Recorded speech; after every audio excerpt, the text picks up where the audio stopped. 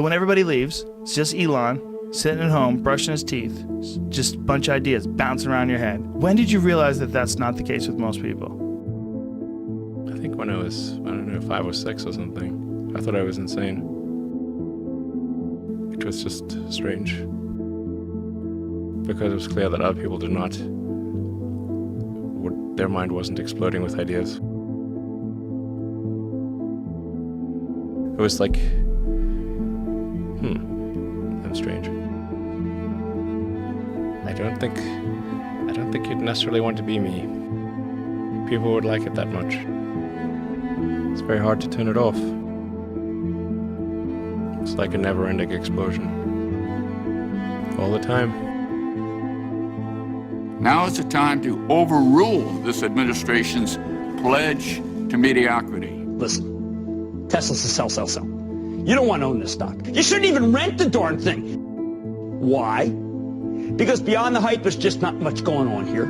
Tesla still has yet to turn a profit. That'll be a $1.5 billion company with no profit. Its most recent quarter actually lost more money than it did the year before, $1.5 billion, losing more money than the year before. This is a company with limited visibility. You put $90 billion, like 50 years worth of breaks into solar and wind, to Solyndra and Fisker and Tesla and Enter1. I mean, I had a friend who said you don't just pick the winners and losers, you pick the losers. Private enterprise will not ever lead a space frontier. Not because I don't want them to, but my read of history tells me they can't. It's not possible. You know, there are American heroes who don't like this idea. Neil Armstrong, Gene Cernan have both testified against commercial spaceflight in the way that you're developing it, and I wonder what you think of that. I was very sad to see that, because those guys are, those guys are heroes of mine, so it's really tough. I wish they would come and visit and see the hardware that we're doing here, and I think that would change their mind. They inspired you to do this, didn't they? Yes. And to see them casting stones in your direction. It's difficult. Did you expect them to cheer you on? Certainly hoping they would. What are you trying to prove to them? What I'm trying to do is to make a significant difference in spaceflight and help make spaceflight accessible to almost anyone. One of the most difficult choices I've ever faced in life was in 2008. I think I had maybe $30 million left, or $30 or $40 million left in 2008. I had two choices. I could put it all into one company, and then the other company would definitely die, or split it between the two companies. But if I split it between the two companies, then both might die. When you put your blood, sweat, and tears into creating something, or building something, it's like a child. So it's like, which one am I going to let one starve to death? I couldn't bring myself to do it, so I split the money between the two. Fortunately, thank goodness, they both came through. What was your biggest failure, and how did it change you? Well, there's a ton of failures along the way, that's for sure. As I said, for SpaceX, the first 3 launches failed, and we were just barely able to scrape together enough parts and money to do the 4th launch. If that 4th launch had failed, we would have been dead. So multiple failures along the way. Tesla really faced a severe threat of death due to the Model 3 production ramp. Essentially, the company was bleeding money like crazy, and just if we didn't solve these problems in a very short period of time, we would die. And it was extremely difficult to solve them. How close to death did you come? Within single-digit weeks. I went to Russia 3 times to look at buying a refurbished ICBM. And I can tell you it was very weird going there in late 2001, 2002, going to the Russian rocket forces and saying, I'd like to buy 2 of your biggest rockets, but you can keep the nuke. They thought I was crazy, but I did have money, so that was okay. And after making several trips to Russia, I came to the conclusion that my initial thought was, well, that there's not enough will to explore and expand beyond Earth and have a Mars base and that kind of thing. But I came to the conclusion that was wrong. In fact, there's plenty of will, particularly in the United States, because the United States is a nation of explorers, of people who came here from other parts of the world. I think the United States is really a distillation of the spirit of human exploration. So after my third trip, I said, okay, well, what we really need to do here is try to solve the space transport problem, and started SpaceX. This was against the advice of pretty much everyone I talked to. It was tough going there in the beginning because I'd never built anything physical. I mean, I'd built like little model rockets as a kid and that kind of thing, but I'd never had a company that built anything physical. So I had to kind of figure out how to do all these things and bring together the right team of people. It was tough going. Because the thing about a rocket is that the passing grade is 100%. You don't get to actually test the rocket in the real environment that it's going to be in. So I think the best analogy for rocket engineering is like if you want to create a really complicated bit of software, you can't run the software as an integrated whole, and you can't run it on the computer it's intended to run on. But the first time you put it all together and run it on that computer, it must run with no bugs. The first launch, I was picking up bits of rocket near the launch site. It was a bit sad. But we learned with each successive flight, and were able to, eventually with the fourth flight in 2008, reach orbit. I tried very hard to get the right expertise in for SpaceX. I tried hard to find a great chief engineer for the rocket, but the good chief engineers wouldn't join, and the bad ones, well, there was no point in hiring them. So I ended up being chief engineer of the rocket. So if I could have found somebody better, then we would have maybe had less than 3 failures. How did you get the expertise to be the chief technology officer of a rocket ship company? I do have a physics background. That's helpful as a foundation. And then I read a lot of books and talked to a lot of smart people. You're self-taught? Yeah. Well, self-taught, yes, meaning I don't have an aerospace degree. So how did you go about acquiring the knowledge? Well, like I said, I read a lot of books, talked to a lot of people, and have a great team. When you had that third failure in a row, did you think, I need to pack this in? Never. Why not? I don't ever give up. I mean, I'd have to be dead or completely incapacitated. So many people tried to talk me out of starting a rocket company. It was crazy. What did they tell you? One good friend of mine collected a whole series of videos of rockets blowing up and made me watch those. He just didn't want me to lose all my money. How did you figure you were going to start a car company and be successful at it? Well, I didn't really think Tesla would be successful. I thought we would most likely fail. But I thought that we at least could address the false perception that people had that an electric car had to be ugly and slow and boring like a golf cart. But you say you didn't expect the company to be successful, then why try? If something's important enough, you should try, even if the probable outcome is failure. Were you a little naive when you thought I can easily build an electric car and a rocket? I didn't think it would be easy. Like I said, I thought they would probably fail.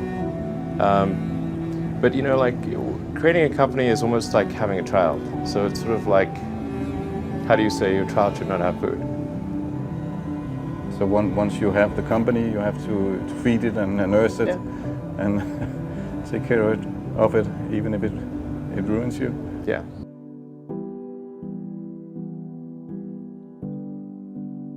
But I suppose there were some tough times in 2008, end of 2008.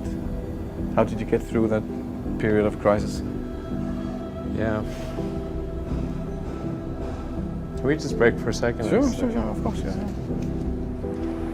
You want to wait a little while? Yeah, I sure hope it was worth it. Sure hope so. Sure hope it was worth it. Where does that come from, or how do you think about making a decision when everyone tells you this is a crazy idea? Or where do you get the internal strength to do that? Well, first of all, I'd say I actually think I feel fear quite strongly. So it's not as though I just have the absence of fear.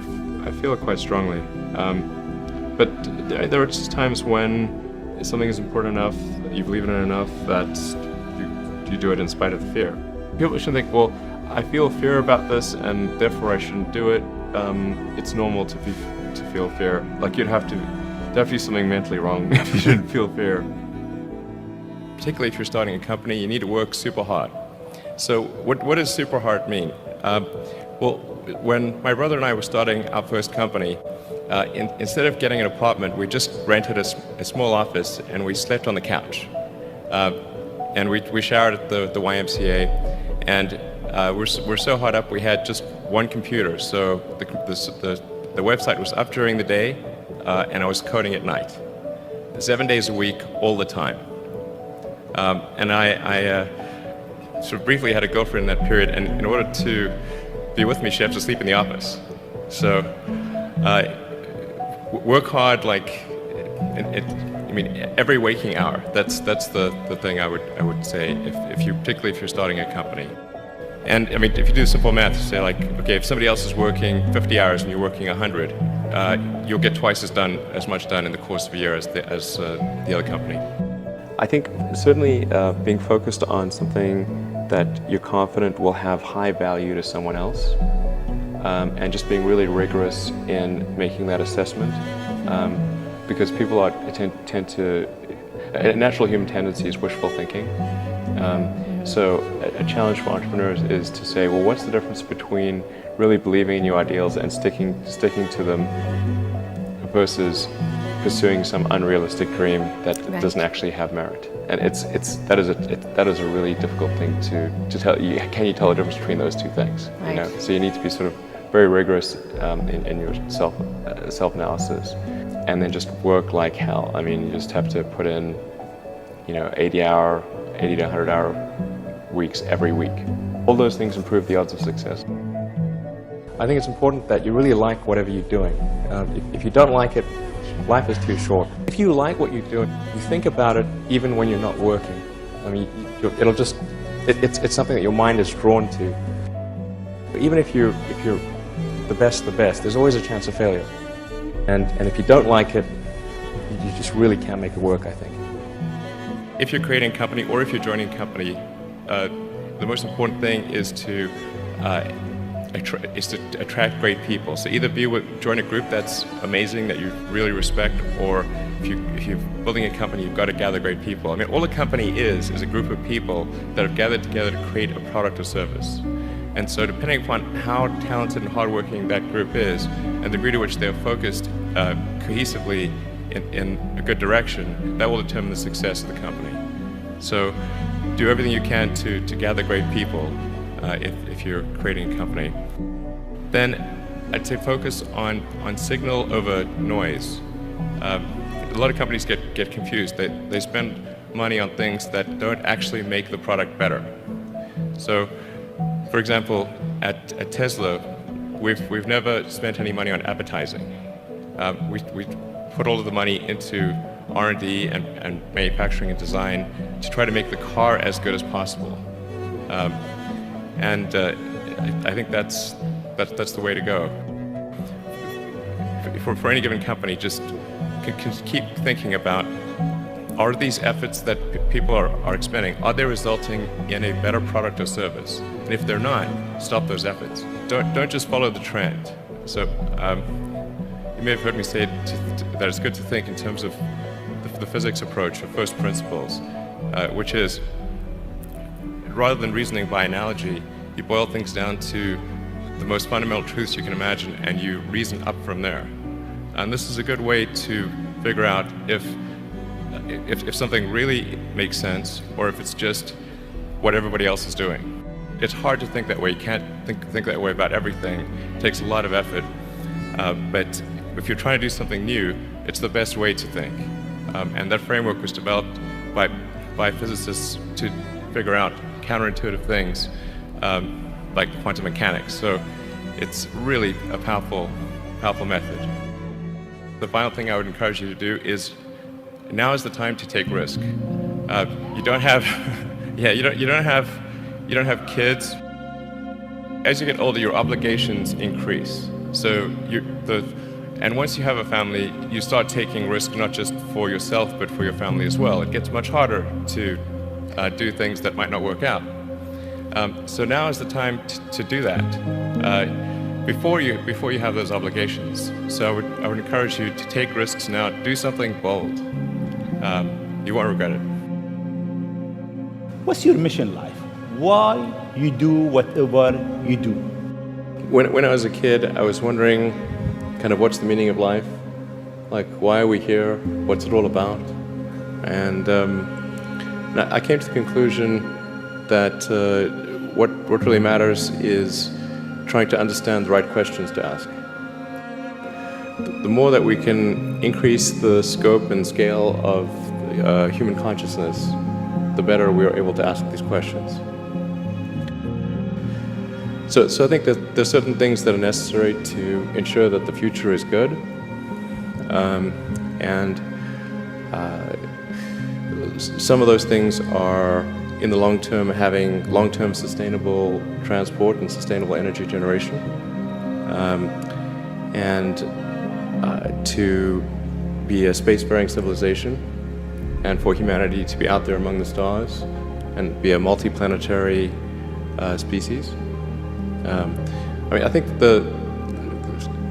being a multi-planet species and being out there among the stars is important for the long-term survival of humanity, and that's one reason, kind of like life insurance for life collectively, life as we know it. But then the part that I find personally most motivating is that it creates a sense of adventure, and it makes people excited about the future. And if you consider two futures, one where we are forever confined to Earth until eventually something terrible happens, or another future where we are out there on many planets, maybe even going beyond the solar system. How many things can you buy that you really love, that really give you joy? So rare, so rare. I wish there were more things. That's what we're trying to do, just make things that somebody loves. I think that second version is incredibly exciting and inspiring, and there need to be reasons to get up in the morning. You know, life can't just be about solving problems. Otherwise, what's the point?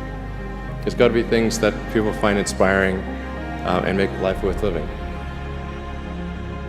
The universe as we know it will dissipate into a fine mist of cold nothingness eventually. I don't want to sound like things are too dark, because I think you kind of have to be optimistic about the future. There's no point in being pessimistic. It's just too negative. It doesn't help, you know. I think you want to be, my theory is I'd rather be optimistic and wrong than pessimistic and right. What are the set of things that can be done to make the future better? I think that a future where we are a spacefaring civilization and out there among the stars, this is very exciting. This makes me look forward to the future. This makes me want that future. There need to be things that make you look forward to waking up in the morning. You wake up in the morning, you look forward to the day, look forward to the future. In a future where we are a spacefaring civilization and out there among the stars, I think that's very exciting. That is a thing we want. Whereas if you knew we would not be a spacefaring civilization but forever confined to Earth, this would not be a good future. That would be very sad, I think. If there are two futures, and one future is we're out there among the stars, and the things we read about and see in science fiction movies, the good ones, are true. We have these starships, and we're going to see what other planets are like, and we're a multi-planet species, and the scope and scale of consciousness is expanded across many civilizations and many planets and many star systems. This is a great future. This is a wonderful thing to me, and that's what we should strive for. People look like they have a much better life than they really do. People are posting pictures of when they're really happy. They're modifying those pictures to be better looking. even if they're not modifying the pictures, they're at least selecting the pictures for the best lighting, the best angle. So people basically seem they're way better looking than they basically really are, and they're way happier seeming than they really are. So if you look at everyone on Instagram, you might think, man, there are all these happy, beautiful people, and I'm not that good looking and I'm not happy, so I must suck, and that's gonna make people sad. When in fact, those people you think are super happy, actually not that happy. Some of them are really depressed, they're very sad. Some of the happiest seeming people, actually some of the saddest people in reality. So I think things like that can make people quite sad. This may sound corny, but love is the answer. Wouldn't hurt to have more love in the world. I think people should be nicer to each other and give more credit to others, and don't assume that they're mean until you know they're actually mean. It's easy to demonize people. You're usually wrong about it. People are nicer than you think. Give people more credit.